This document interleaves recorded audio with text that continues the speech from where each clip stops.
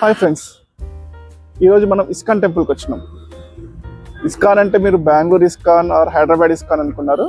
కాదు, ISKCON in Anantapur. యాక్చువల్గా మేము అనంతపూర్ నుండి పుట్టపర్తి వెళ్దామని బయలుదేరాము. సడన్గా రోడ్డుకు రైట్ సైడ్ ఈ టెంపుల్ కనిపించేసింది. మా మిసెస్ ఉండేసి తను కూడా చాలా డేస్ నుండి ఈ టెంపుల్కి వెళ్దాం అనుకుంటుంది. ఎందుకంటే తను ఎస్కేయూలోనే చదువుకున్నది, ఎప్పుడు కుదరలేదంట. సో ఇమ్మీడియట్గా మేము టెంపుల్కి వచ్చేసాము. ఎందుకంటే అసలు సూపర్గా ఉంది. రోడ్ సైడ్కి వెళ్ళి చూస్తేనే అసలు చాలా బాగా అనిపిస్తుంది. 2 horses అండ్ బ్యాక్ రథము, సో చాలా డిఫరెంట్గా ఉంది. ఇప్పుడు మనం లోపలికి వెళ్తున్నాము. టోటల్ 2 horses అనుకున్నాను, బట్ 4 horses ఉన్నాయి. 2 left side and 2 right side. బాగుంది కదా.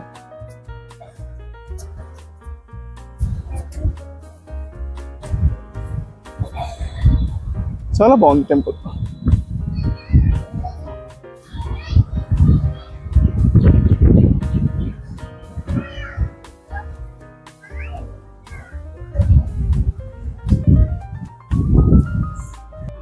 మనం లోపలికి ఎంటర్ అవ్వగానే వ్యూ ఈ విధంగా ఉంటుందండి, చాలా బాగుంది.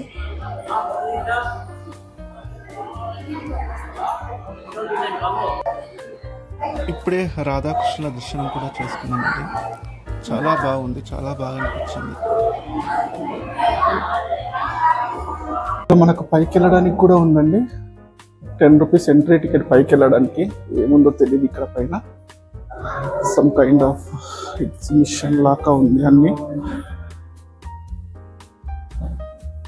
ఓకే,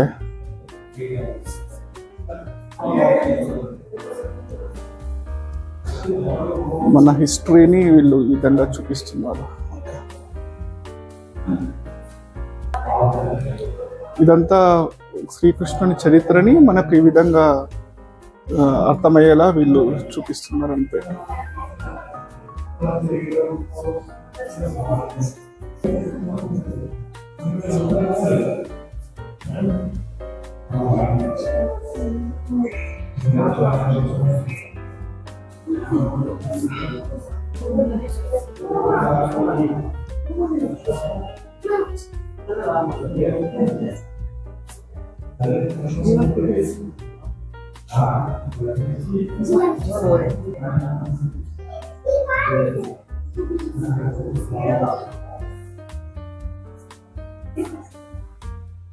మీరు ఒకవేళ హైదరాబాద్ టు బెంగళూరు వెళ్తున్నా ఆర్ బెంగళూరు టు హైదరాబాద్ వెళ్తున్నా ఈ టెంపుల్ మిస్ చేసుకోకండి.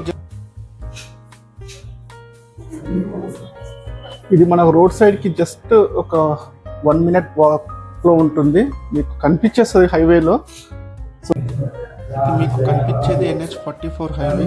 సో చాలా దగ్గరగా ఉంది.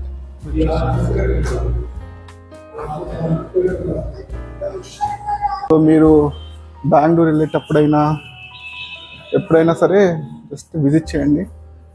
చాలా బాగుంది టెంపుల్.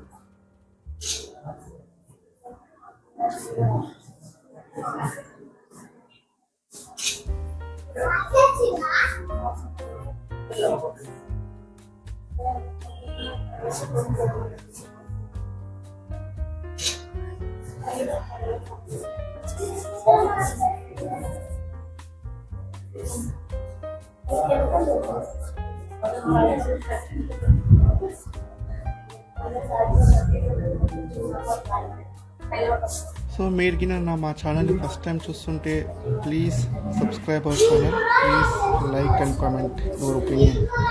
థ్యాంక్ యూ అండి. బాయ్.